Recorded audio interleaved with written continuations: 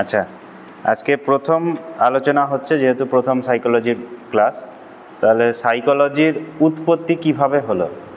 একটা বিষয় প্রথমে আমরা মাথায় রাখবো, দেখো যে সাইকোলজি এমন কোনো বিষয় নেই যেটা আমরা বই পড়ে বুঝবো। তুমি নর্মালি একটা খুব স্বাভাবিকভাবে ভাবো, যখন কোনো মানুষের সঙ্গে আমাদের পরিচয় হয়, আমরা যখন অন্য অপরিচিত মানুষের সঙ্গে আলাপ করি, দেখা বা দেখি, আমরা দেখে মানুষটা কীরকম সেটা কিছুটা তো বুঝতে পারি। তাহলে এটা কিভাবে বুঝতে পারি আমরা?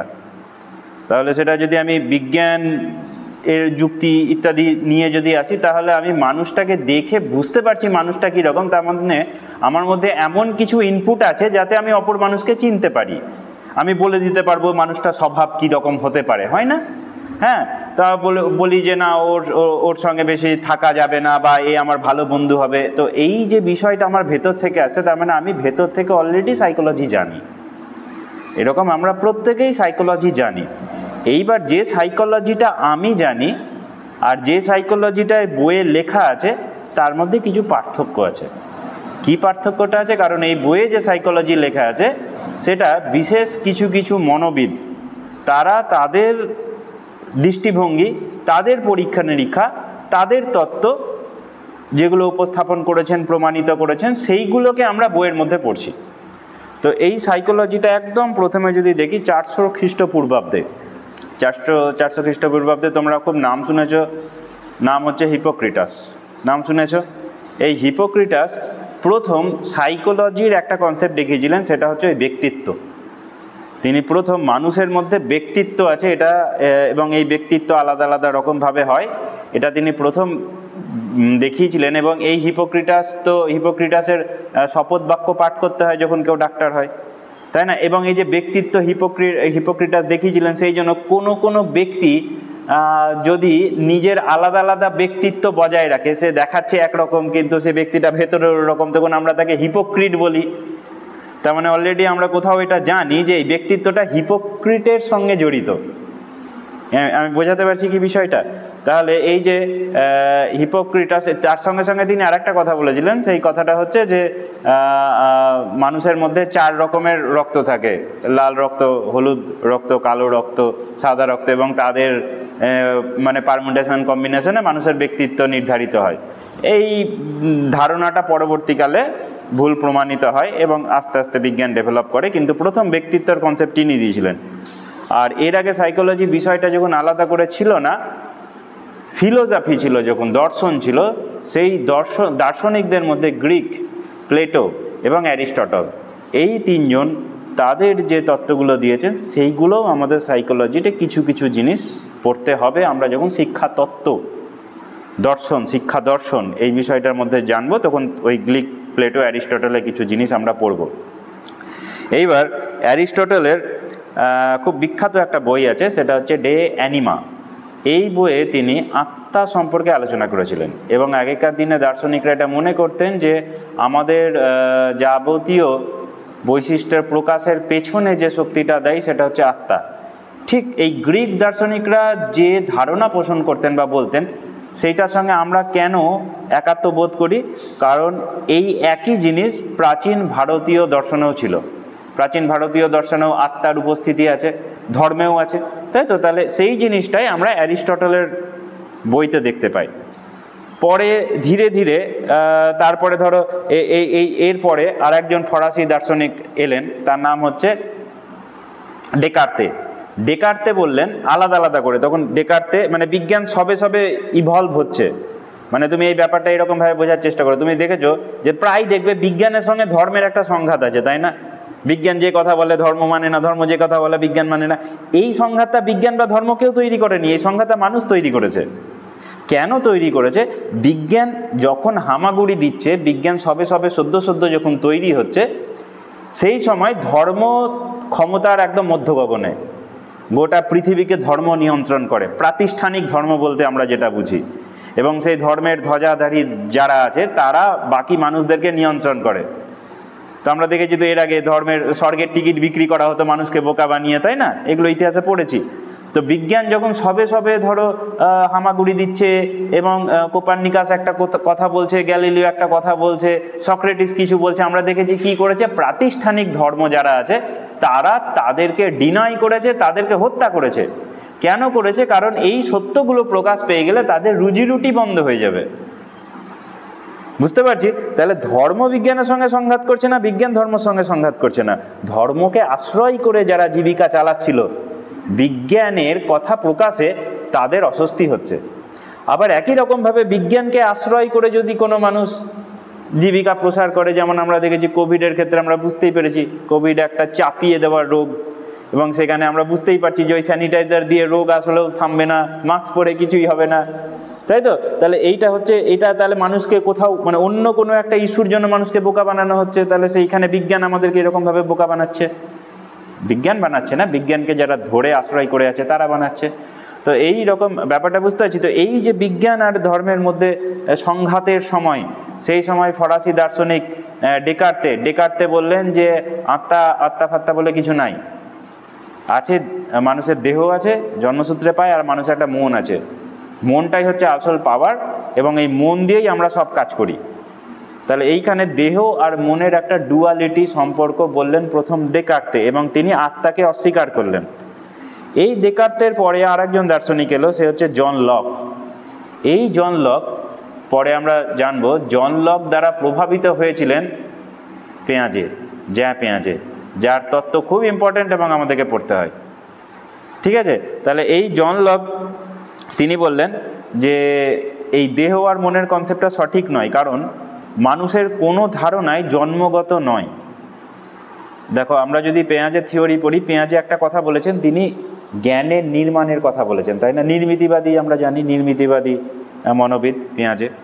তো জ্ঞানের নির্মাণ মানে কি?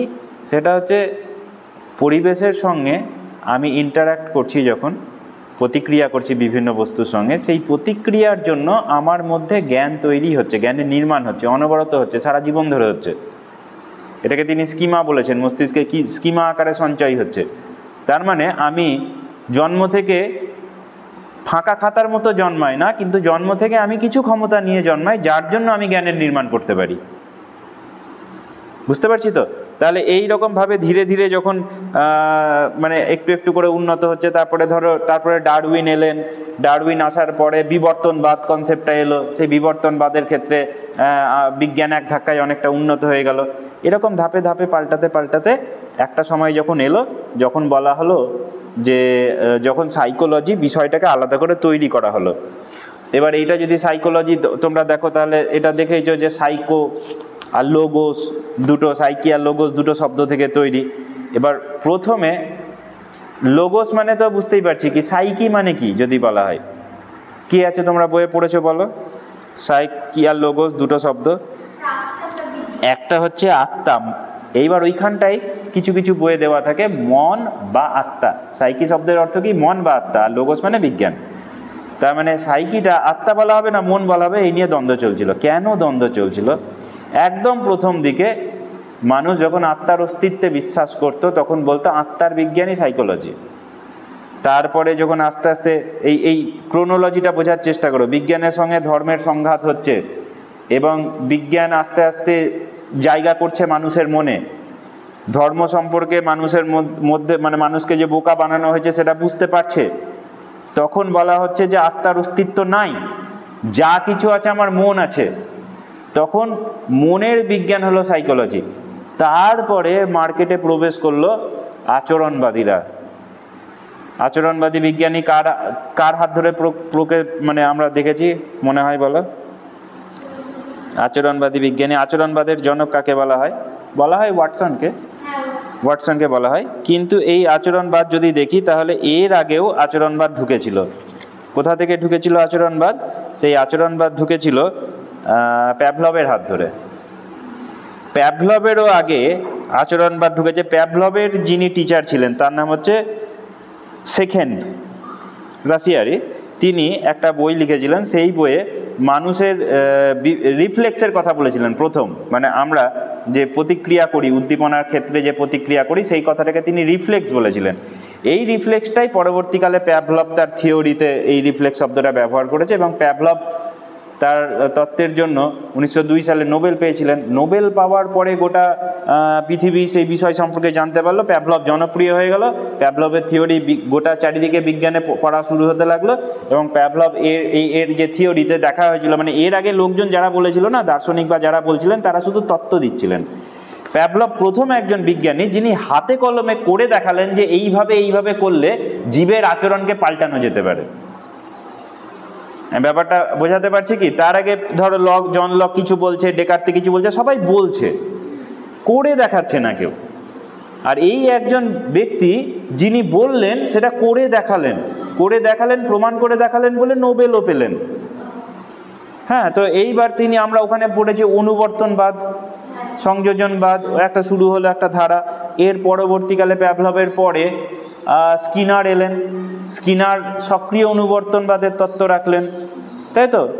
এবার ওই জায়গাটাই শুরু হলো সাইকোলজিতে ঢুকে গেল, ওয়াটসন ঢুকলো, এবং ওয়াটসন বললেন যে মানুষের মন ফোন কিচ্ছু নাই, আত্মা তো নাই, মনও নাই, তাহলে মানে প্রাণীদের নির্ভর করে, শিক্ষা কিসের উপর নির্ভর করে? আচরণের উপর নির্ভর করে।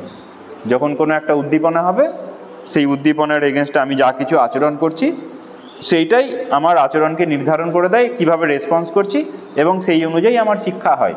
কেউ বলছে আচরণের পরিবর্তন করলে শিক্ষা হয়। আচরণবাদী যত বিজ্ঞানী আছে তাদের এই কথাগুলো তোমরা বারবার করে দেখবে। এই জিনিসটা দীর্ঘদিন মানুষকে ভুগতে হয়েছে। কীরকম ভুগতে হয়েছে? যখন মনের অস্তিত্বও স্বীকার করে না, তখন অনেকজন ডাক্তার, যারা শারীরবিজ্ঞানের ডাক্তার, তাদের কাছে কেউ যখন কোনো সমস্যা নিয়ে গেছে, ডাক্তার তাকে উড়িয়ে দিয়েছে এইভাবে, ধুস, এগুলো আপনার মানসিক সমস্যা, এগুলো কোনো সমস্যাই নয়। এর আগে হতো না এরকম? আমরা দেখেছি এগুলো মানসিক সমস্যা, এগুলো কোনো সমস্যাই নয়।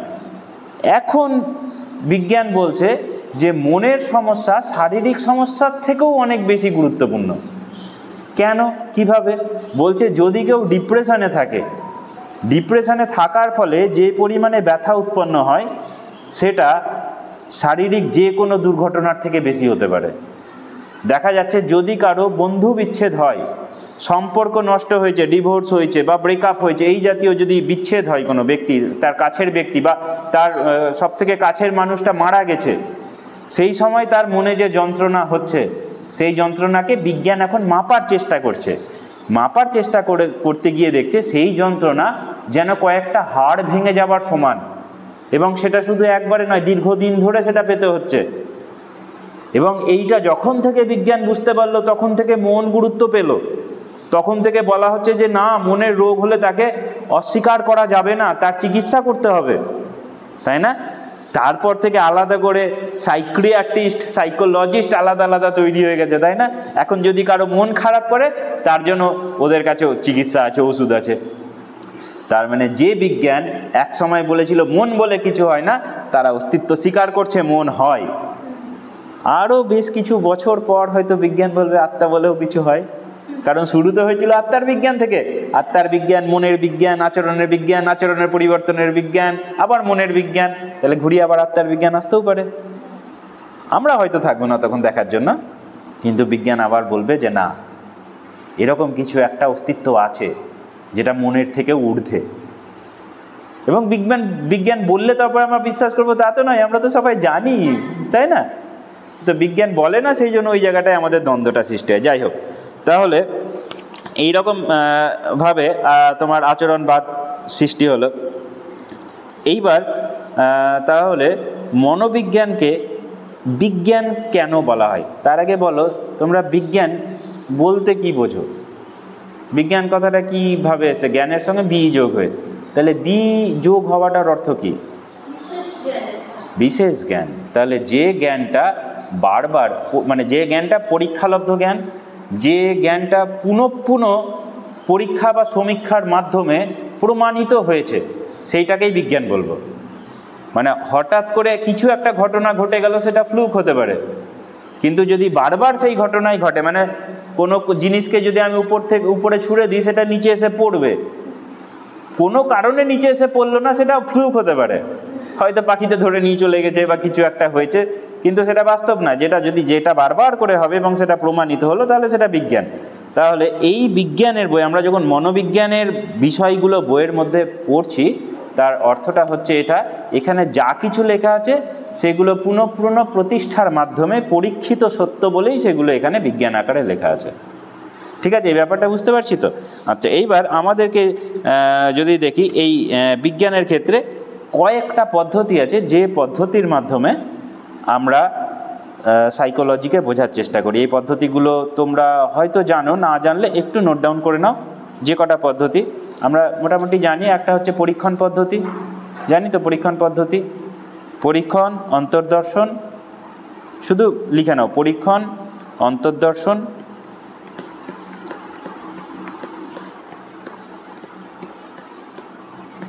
পর্যবেক্ষণ,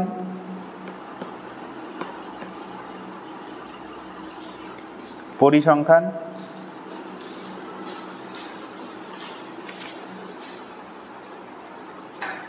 কেস স্টাডি আর সার্ভে পদ্ধতি।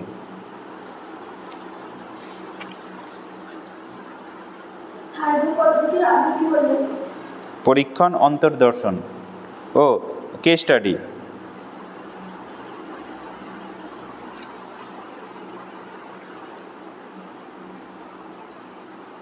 আচ্ছা, এই অন্তর্দর্শন কথাটা কোথাও শুনেছ? অন্তর্দর্শনের ইংরেজি টার্ম যদিও ইন্ট্রোস্পেকশন হবে, কিন্তু তোমরা সাক্ষাৎকারকে ইংরেজিতে কি বলো? ইন্টারভিউ। তাহলে ইন্টারভিউটা সেই অন্তর্দর্শন। দেখো, ভালো করে বোঝার চেষ্টা করো। সাক্ষাৎকার কখন হয়? যখন দুই ব্যক্তি কথোপকথন করছে, সেটা সাক্ষাৎকার। আমার সঙ্গে আরেকজনের আলাপ হলো, এটা সাক্ষাৎকার হচ্ছে, বাংলায় যদি বুঝি।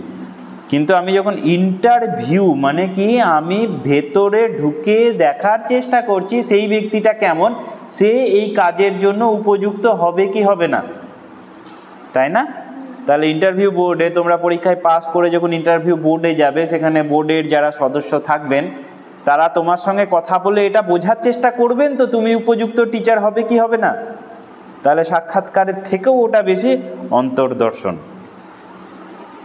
বুঝতে পারছি? তাহলে এরকমভাবে পর্যবেক্ষণ পদ্ধতি মানে কি, আমি যখন কাউকে মানে কাউকে দেখছি, পর্যবেক্ষণ করছি, এবং পর্যবেক্ষণ, ধরো কেউ ফুটবল খেলছে, ফুটবল খেলার ক্ষেত্রে সে কেমন ফুটবল খেলছে সেটা কোচ দেখছে।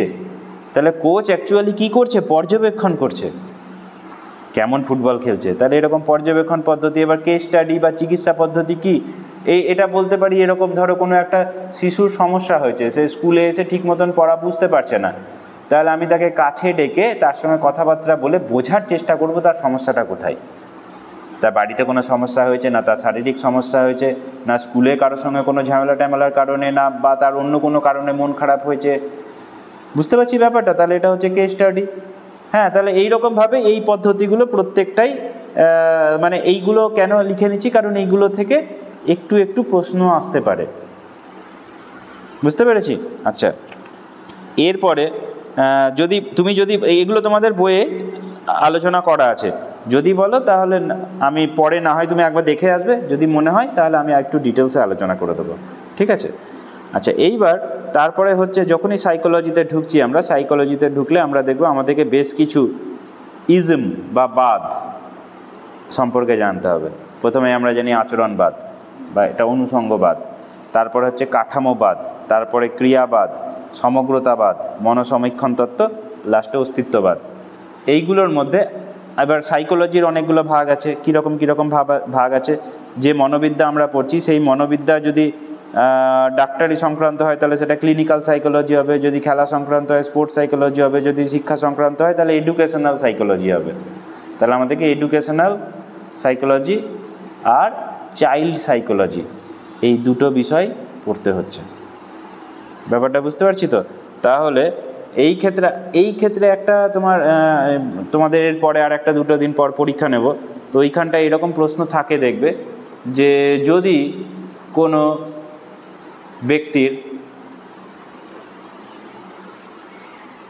মানসিক সমস্যা, মানে ধরো সে হয়তো দীর্ঘদিন অ্যাংজাইটির শিকার হয়ে আছে, তাহলে তাকে আমি কোন ধরনের সাইকোলজির পরামর্শ দেব? ক্লিনিক্যাল সাইকোলজি পরামর্শ দেব, তাই তো?